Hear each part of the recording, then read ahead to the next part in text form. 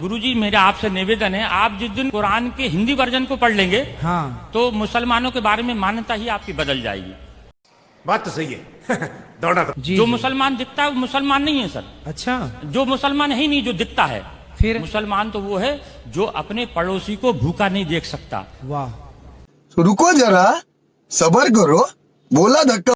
ईश्वर अल्लाह ताला ने कुरान के अंदर पढ़ा, कुरान के अंदर बताया है कि पड़ोसी नाराज में नाराज, डायरेक्ट उसने कह दिया सर। कुरान की एक आयत में है कि तेरा पड़ोसी नाराज में नाराज। जी अगर इस बीच अगर तेरा पड़ोसी नाराज है तो तू तेरे द्वारा किया गया है पूजा पाठ वो मैं कबूल नहीं करूंगा, तेरे सर से ऊपर नहीं उठाऊंगा। मतलब मानव जाति की सेवा सबसे बड़ी सेवा सबसे बताई बड़ी कुरान में। ये आइडेंटिटी है। ये जी जी। कुरान जो है फिर क्या, फिर ये बकरों की बलि की प्रथा। हाँ, इब्राहिम अलैहिस्सलाम ने जी। जब उनने ईश्वर ने शैतान ने उनको भड़काया जी तो ईश्वर ने कहा कि मेरा सच्चा बंदा होगा तो मुझे नहीं छोड़ेगा। जी शैतान से कहा मुझे नहीं छोड़ेगा ये, जी जी आप उसके लिए बेफिक्र रहो, मेरा सच्चा बंदा है, मेरी इबादत करेगा। जी। फिर उनको औलाद पैदा होती है। हाँ इंसानी कल्ब के अनुसार स्वार्थी होता है इंसान। जी। जैसी औलाद पैदा हुई तो वो ईश्वर की आराधना में थोड़ा लापरवाही करने लगा, बिल्कुल तो शैतान भूल ने- जाता है। भूल जाता है, क्योंकि 60 साल की उम्र में जिसको बच्चा पैदा हो जी। उसकी कितनी खुशी होगी। बिल्कुल बिल्कुल। तो उसमें उन्होंने उसमें लापरवाही कर दी। शैतान ने जाके ईश्वर से कहा हाँ कि ये ईश्वर देखा मैंने तुझसे कहा था इसको मत दे। हाँ लेकिन ईश्वर के नहीं नहीं, मेरा सच्चा बंदा है, वो आज है, आज कल आ जाएगा वापस, जी दुनिया नहीं आएगा तो उनके देख आएगा वापस। तो ईश्वर ने आप इब्राहिम अस्सलाम को ख्वाब में जो है एक बशारत दी कि ए इब्राहिम कुर्बानी, कहा कुर्बानी हाँ शब्द कहे तो इब्राहिम अस्सलाम ने उस वक्त के हिसाब से 100 ऊंटों को जुबा कर दिया, कुर्बान कर दिया।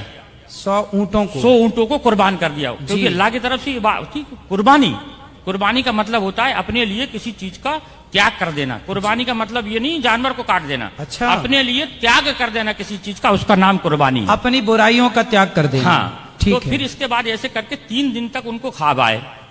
फिर उन्होंने चौथे दिन अल्लाह ताला से कहा अल्लाह ऐसा क्या मामला है कि इतनी कुर्बानी देने के बाद तू मुझसे नाराज, मतलब नाराज है, मेरी कुर्बानी को कबूल नहीं कर रहा। तो अल्लाह ताला ने कहा कि इधर से दूसरे चौथे दिन उनको बशारत हुई कि दुनिया के अंदर सबसे ज्यादा जिससे तू मोहब्बत करता है उसकी कुर्बानी। अच्छा। तो अब उन्होंने फिर अपनी पत्नी से कहा कि अल्लाह की तरफ से ऐसा आया है कि कुर्बानी मांग रहे हैं। फिर अल्लाह ताला ने उसकी बीवी ने समझाया, आपकी बीवी ने समझाया कि आप सबसे ज्यादा किससे मोहब्बत करते हैं। तो कहने लगे कि मैं अपने बच्चे से मोहब्बत करता हूं। तो उन्होंने कहा कि आप इसी की कुर्बानी मांग रहे हैं, अच्छा।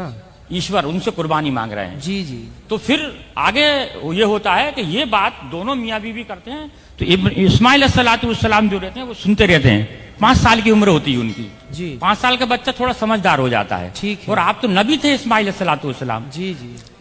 तो ये बीबी से कहते हैं कि इसको नहला धुला के कंप्लीट करना और इस एक रस्सी कपड़ा और छुरी मेरे झोले में रख देना और इनको नहला धुला के मैं घर में कुर्बानी करूंगा तो ये रोएगा गड़गड़ाएगा, तुम्हारे भी आंसू बहेंगे, इसको मैं जंगल में ले जाके कुर्बान करूंगा इसको मैं। जी जी। तब इब्राहिम सलाम इस्माइल सलाम को सुबह देखते हैं, उठ के देखते हैं तो इस्माइल सलाम पहले से तैयार है। जी। उनको हो सकता है आज जल्दी नींद खुल गई होगी इसलिए जो है खुल गई इनकी। जी। जब ये आगे जब उनको जंगल में लेके जाते हैं, जब जंगल में लेके जाते हैं, जब उनके हाथ पैर बांधने लगते हैं तो इब्राहिम इस्माइल सलाम ये कहते हैं कि अल्लाह ताला अब्बा जान आप अपनी आंखों पे पट्टी बांध लो। जी। क्योंकि ईश्वर ने यानी अल्लाह ने एक उनके ऊपर शर्त रखी थी कि इब्राहिम अगर तू अपनी औलाद की कुर्बानी देगा तो तेरी आंखों से आंसू का अगर कतरा भी गिर गया तो मैं तेरी कुर्बानी को कबूल नहीं करूंगा। अब बताइए सर। जी जी। एक तो शर्त लगा दी बेटी की कुर्बानी की और आंसू की। उसमें फिर आगे जाके जब वो पट्टी बांधते हैं, हाँ। पट्टी बांधने के बाद में उनको ऊपर जब छुरी फेरते हैं, जी। जब छुरी फेरते हैं तो छुरी चलना बंद हो जाती है। अच्छा। क्योंकि छुरी भी दुनिया के अंदर ईश्वर की मोहताज है।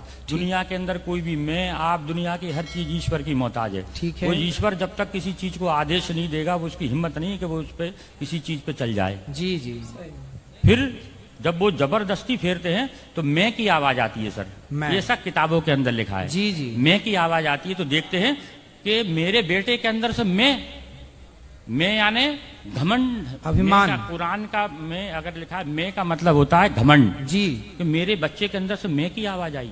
जी। तो वो जब कपड़ा हटाते हैं तो देखते हैं कि एक जो है भेड़ का बच्चा है जो नीचे पड़ा हुआ है और इस्माइल अलैहिस्सलाम दूर खड़े हैं। अच्छा। सिर्फ ईश्वर की परीक्षा थी वो, जी। मकसद था सिर्फ परीक्षा लेना। परीक्षा लेना। अब वो पूछते हैं इस्माइल से, अल्लाह से पूछते, अल्लाह आपने एक तो ये कटवा दिया, हाँ। आपने परीक्षा ली, जानवर का क्या करना है? तब उन्होंने ये कहा था कि इसके 3 हिस्से करो, एक आप खाओ, एक पड़ोसी में बांटो और एक गरीबों को दो।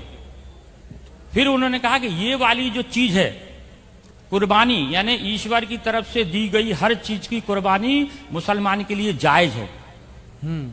तो उसकी इस चीज को, उस घटना को याद करने के लिए लोग बकरा ईद पे कुर्बानी करते हैं। बकरा खाना मकसद नहीं है, हाँ। या बकरा काटना मकसद नहीं है जी। मकसद है सर सिर्फ उस चीज को याद करना कि अब बाप ने अपने बेटे की कुर्बानी सिर्फ ईश्वर के कहने पे दी, ये मकसद है सर।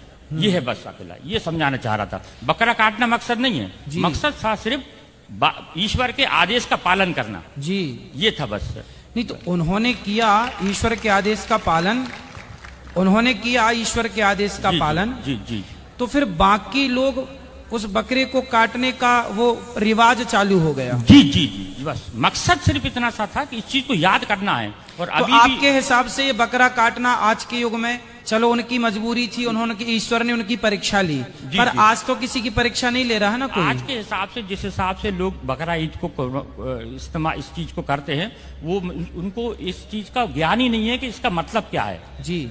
उनका मतलब है कि उस जानवर को अपने बच्चों के जैसा पालो और फिर उसको अपने हाथ से जिबा करो, उसको फिर उसको बांटो दूसरों में। कुर्बानी सिर्फ उस चीज को याद करने के लिए है मकसद, और सबके लिए नहीं है। जो ये कुर्बानी करना सबके लिए नहीं है। अच्छा। जो जिसके पास हैसियत है उसके ऊपर जायज है बस अकेला। जी जी। सबके लिए नहीं है सर, ये सबके लिए नहीं है, सिर्फ जिसके ऊपर जायज है उसके लिए ऊपर है। तो ये किसी की हत्या करना, बकरे की इत्यादि हत्या, ये सही है या गलत है? मेरे सही होगा।